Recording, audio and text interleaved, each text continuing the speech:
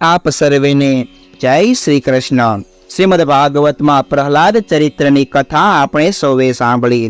ત્યારબાદ આગળ સુખદેવજી મહારાજ આ બાજુ પરીક્ષિત રાજાને સંભળાવે છે। હે કુરુનંદન, ભગવાનમાં મન રાખનારા પ્રહલાદનું ચરિત્ર સાંભળી મહારાજા યુધિષ્ઠિરે નારદને કહ્યું, હે ભગવાન, સનાતન ધર્મ શું છે?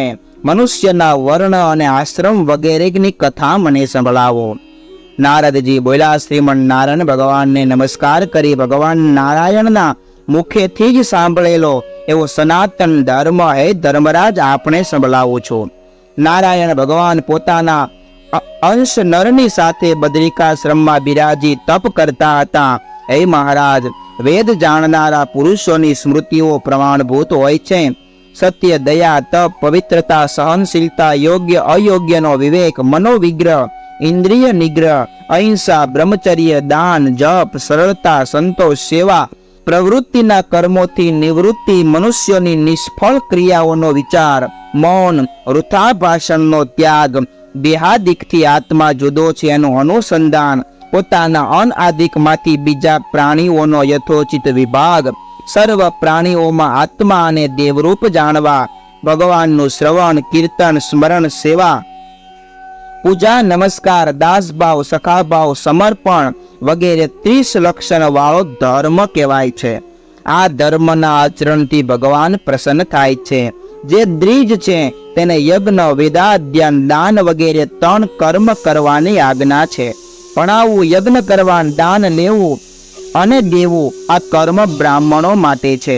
ક્ષત્રિય માટે દંડ અને જકાત સેવારૂપ આજીવિકા છે, પરંતુ તે કર વગેરે બ્રાહ્મણો પાસેથી લેવાય નહીં। વૈશ્ય ખેતીવાડી અને વેપારથી પોતાની આજીવિકા કરે, શુદ્રો દ્વિજ લોકોની સેવા કરે છે, માસિક પગાર લઈ પોતાનો નિર્વાહ કરે છે। વગર માગે પ્રાપ્ત થાય તે ધાન્ય રોજ માગી લાવવું, ખેતરમાંથી કણ વીણીને લાવવા એ બ્રાહ્મણની વૃત્તિઓ અન્ય યુગોમાં હતી અને તે શ્રેષ્ઠ ગણાતી। ગાય બ્રાહ્મણની રક્ષા કરવી એ ક્ષત્રિયો અને શૂદ્રોનો ધર્મ છે। પત્નીએ પતિને અનુકૂળ રહેવું એ ધર્મ છે। ઘરમાં વાસિંદુ વાળવું, લેપવું, સમયે સમયે પ્રેમપૂર્વક પતિની સેવા કરવી, ઘરની સર્વ ચીજ વસ્તુઓ વ્યવસ્થિત રાખવી, પતિ જે કાંઈ કમાય એમાં સંતોષ માનવો આ નારીના ધર્મ છે। વર્ણશંકર જાતિવાળાનો ધર્મ છે કે ચોરી અને પાપ ન કરવા। બીજાના ધર્મ કરતા પોતાનો ધર્મ ઉતરતો હોય તોય એ ધર્મ પોતાને માટે સુખકારી છે એમ માનવું। આ મનુષ્યના વર્ણને દર્શાવતા જે લક્ષણો કહ્યા એ બીજા વર્ણના મનુષ્ય પણ સમજવા જોઈએ। નારદજી બોલ્યા છે, બ્રહ્મચારીએ ગુરુના ઘેર રહી ગુરુના હિતમાં તત્પર રહેવું, દાસની જેમ નમ્રતા રાખવી અને ગુરુ પર દ્રઢ પ્રીતિ રાખવી આ વર્ણાશ્રમ ધર્મો છે। સાયંકાળે અને પ્રાતઃકાળે બ્રહ્મચારીએ ગાયત્રી મંત્રનો જપ કરવો, ગુરુ ભણાવવા બોલાવે ત્યારે ધ્યાન રાખી ભણવું, હાથમાં દર્ભ રાખવો, યજ્ઞ ધારણ કરવી, ભિક્ષામાં જે મળે ગુરુને અર્પણ કરવું, સ્ત્રીઓની સાથે ભિક્ષા લેવા પૂરતો જ વ્યવહાર રાખવો, બ્રહ્મચારીએ કોઈ પણ કન્યા સાથે એકાંતમાં બેસવું નહીં, સ્ત્રી આદિથી બને ત્યાં સુધી દૂર રહેવું। બ્રહ્મચારીના ધર્મ સર્વે ગ્રહસ્થ અને સંન્યાસીઓ માટે એક સરખા છે। બ્રહ્મચારી, વાનપ્રસ્થ અને સંન્યસ્ત લોકોએ આંખમાં સુરમો આંજવો નહીં, શરીરે તેલ લગાડવું નહીં, સ્ત્રીના ચિત્ર અને સ્ત્રીને જોવી નહીં। શિષ્ય અધ્યયન પૂર્ણ થઈ ગુરુની શક્તિ અનુસાર ગુરુ દક્ષિણા આપવી, પછી જ ગુરુની આજ્ઞા મુજબ ગ્રહસ્થાશ્રમ કે સંન્યાસાશ્રમમાં જવું। વાનપ્રસ્થ ધર્મમાં ખેતીથી પાકેલું અનાજ ખાવું નહીં, વનમાં ઉત્પન્ન થયેલા પદાર્થોથી યજ્ઞ આદિ કરવા, યજ્ઞમાં હોમ કરવો, વાનપ્રસ્થ ધારણ કરનારે પર્વતની ગુફાનો આશરો લેવો, કેસ, રૂવાડા, નખ, દાઢી, મૂછ ધારણ કરવા, જટા વધારવી, કમંડળ, મૃગચર્મ, દંડ, વલ્કલ, અગ્નિહોત્રની સામગ્રી રાખવી, મમતાનો ત્યાગ કરવો।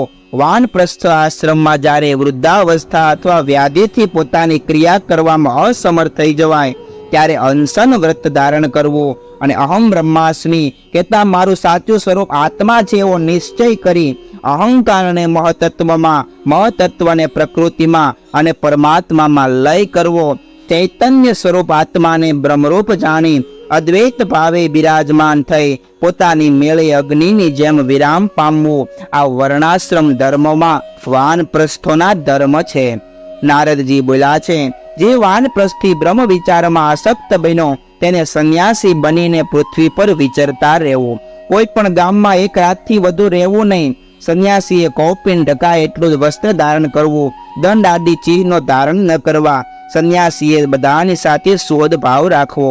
શાંત ચિત્તે નારાયણમાં લીન રહેવું. આત્માને લક્ષ્ય બનાવી આત્મ સ્વરૂપને જોતા રહેવું. બંધન અને મોક્ષને માયા માત્ર જાણી આત્માને સર્વત્ર વ્યાપક જોયા કરવો. નાટક ચેટકમાં આસક્તિ ન રાખવી. વૈદિક કે જ્યોતિષી આદિ વૃત્તિનો ત્યાગ કરવો. વાદ વિવાદ તર્કનો પણ ત્યાગ કરવો. કોઈનો પક્ષ લેવો નહીં. બહુ શિષ્યો વધારવા નહીં. વિશેષ ગ્રંથોનો પણ અભ્યાસ ન કરવો. મઠ વગેરે બાંધવા નહીં. જ્ઞાન ઉત્પન્ન ન થાય ત્યાં સુધી અંતઃકરણની શુદ્ધિને માટે સંન્યાસના ચિહ્નો ધારણ કરી યમ નિયમ પાળવા.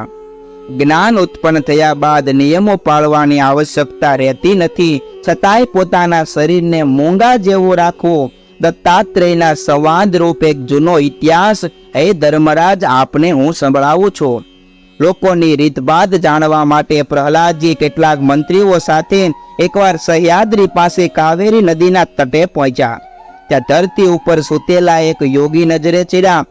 કર્મ, આકૃતિ, વાણી કે વર્ણાશ્રમના ચિહ્નો ઉપરથી કોઈ ઓળખાય નહીં એવા યોગીને પ્રણામ કરી પ્રહલાદ બોલ્યા, આપનું શરીર પુષ્ટ છે એનું કારણ શું છે? ભોગીઓનું શરીર પુષ્ટ હોય છે. આપ તો યોગી છો. આપ કોઈ ઉદ્યમ પણ કરતા નથી. આપની પાસે ધન હોય નહીં અને ધન વિના ભોગ મળે નહીં, તો આપનું શરીર શા માટે હુષ્ટપુષ્ટ થયું? નારદજી બોલ્યા, પ્રહલાદનો પ્રશ્ન સાંભળી દત્તાત્રેયે કહ્યું, હે દૈત્યરાજ, પ્રવૃત્તિ અને નિવૃત્તિમાં મનુષ્યને કેવું ફળ મળે છે તે તો તમે જાણો જ છો. કારણ કે નારાયણ ભગવાન આપણા હૃદયમાં સાક્ષાત બિરાજ્યા છે. જન્મ મરણના પ્રવાહને ચલાવનારી તૃષ્ણાએ કર્મ કરાવીને મને અનેક યોનિમાં નાખ્યો હતો. હવે હું દેવ ગતિથી ફરી પાછો મનુષ્ય દેહમાં આવ્યો. મનુષ્ય દેહ નિવૃત્તિથી મોક્ષનું દ્વાર બને છે. અનેક પ્રકારના કર્મો સુખ પ્રાપ્તિ માટે સ્ત્રી પુરુષો કર્યા કરે છે, પણ એનું ફળ વિપરીત આવે છે. હું ઉદ્યમ શૂન્ય રહીને પ્રારબ્ધથી જે મળે તે ભોગવું છું. ભાગ્યહીન પુરુષ આધ્યાત્મિક આદિ ભૌતિક આદિ દૈવિક દુઃખોથી કદી મુક્ત થતો નથી.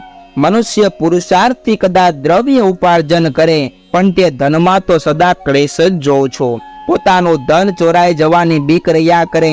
આ લોકમાં અજગર એ મારા પરમ ગુરુ છે. જેમ અજગરથી સંતોષ રાખવાનું હું શીખ્યો છું.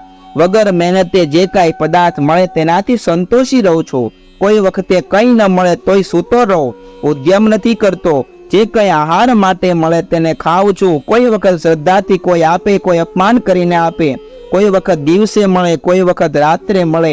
જે કાંઈ વસ્ત્ર મળે તે પહેરું છું. સદાય પ્રસન્ન રહું છું. કોઈ વખત પૃથ્વી ઉપર શયન કરું તો કોઈ વખત પથરાઓ ઉપર પણ આળોટું છું. કોઈ વખત કોઈ પકડી જાય ત્યારે તળાઈ ઉપર શયન કરું છું. કદી આભૂષણ ધારણ કરી રથ ઘોડા હાથીઓ ઉપર બિરાજું છું. ક્યારેક ક્યારેક દિગંબર થઈને પણ ફર્યા કરું છું.